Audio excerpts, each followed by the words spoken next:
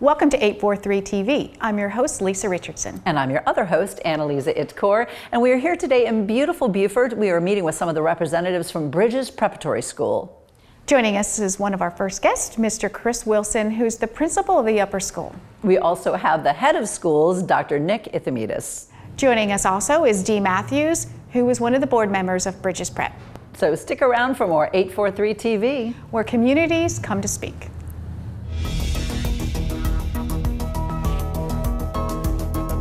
.843 TV, where Bluffton comes to speak. Where Spring Island comes to speak.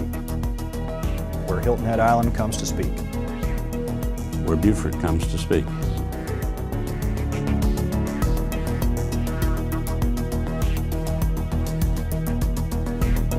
.843 TV, where communities come to speak. Thanks for joining us for this edition of 843 TV. We are pleased to welcome Dr. Nick Ithimidis. He is the head of schools at Bridges Preparatory School, as well as Chris Wilson, who is the principal of the upper schools. Now, some of our viewers may not be familiar with Bridges Preparatory, so why don't you give us a little bit of a background? Bridges is a state-approved charter school. It was started about 5 years ago with parents and community members that wanted a little bit different educational style, more intimate, more parental involvement. So the school was developed a charter, took over a year, and good-minded folks got together and they said, what do we want for kids? How do we want what that to look like? What are the expectations for those kids?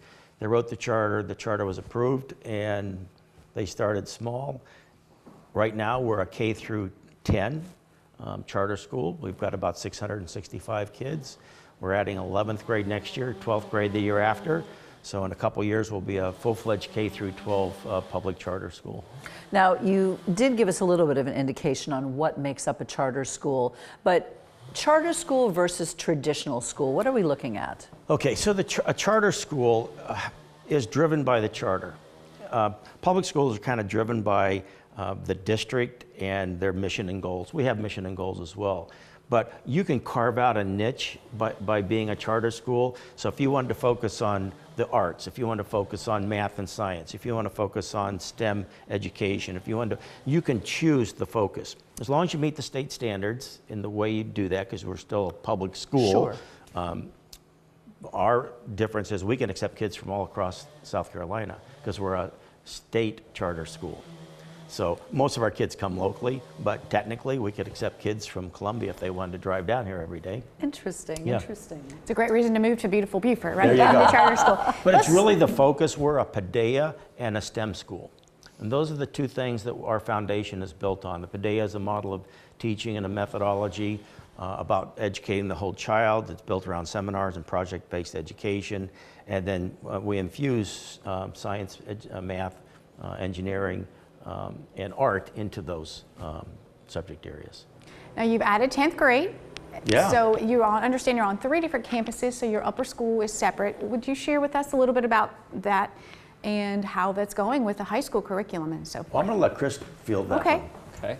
Our 10th grade is going really well. We have an addition of staff this year, so we have about 13 teachers full-time in our building. And the teachers that I have have really been like a family. They come in, they ask, what can we do to help? They come early, they stay late for our kids.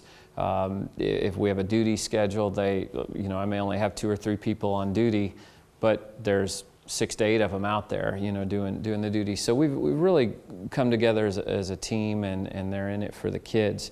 I couldn't ask for a better team, I just have to say that.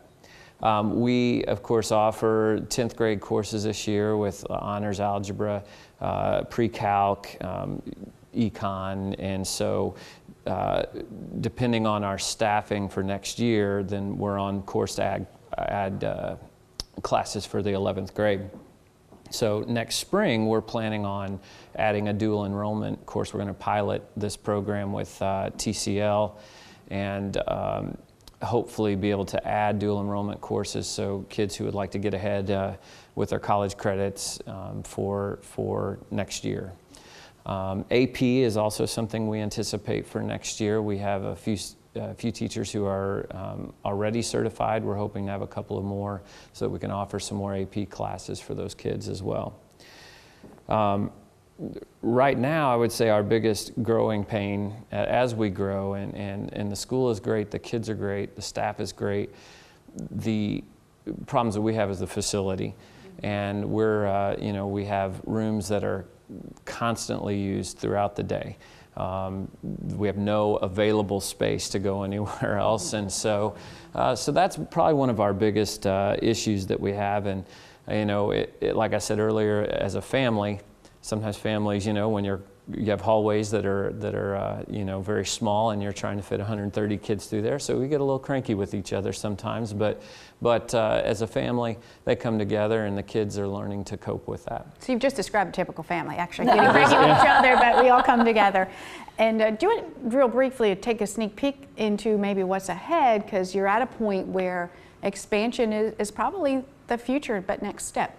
I'm gonna leave that up to Dr. I and our board to discuss, because we've still got some question marks that we're looking at there. I think the board will talk about it, the nuts and bolts of it. We really, the vision and the future is a K through 12 building. That's what we need. Everybody knows that. The board's been working overdrive for years to get this done.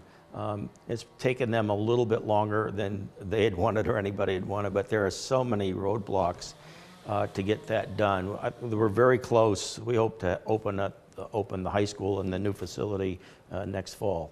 So right now we're in 3 different campuses. We're all spread out. We make it work, but we need a building. Let's briefly touch on a more positive topic, which is the strengths and also the unique opportunities that you offer with this addition of the upper classes. Well, Chris has talked about this. The small class size and the family feeling throughout all of our campuses is our greatest strength. What we can offer that most schools maybe is that intimacy, that family feeling, the immediate response to parents and kids. Nobody falls through the cracks in our school. It's too small. We are embarking, not only just Padea help us in our STEM focus and a strong curriculum, but we have started a very successful international program. We've sent 2 groups of kids to China last year. We're sending a group of kids and faculty and board members and parents to Greece in November. We're sending another group of kids for a 3rd trip to China in February. We've sent kids to leadership training in Maine, and we have an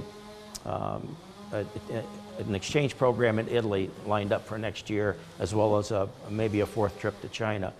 So that's very cool. And we do this somewhat on a shoestring. We have contacts in China that once we get there, they pay all the expenses for all of our kids. So we're basically paying airfare to get them there. We offer summer camps for Chinese kids in our school. I would hope that next year we would be having international students pay tuition. We're a visa-approved school, so we've carved out a little bit of an international niche.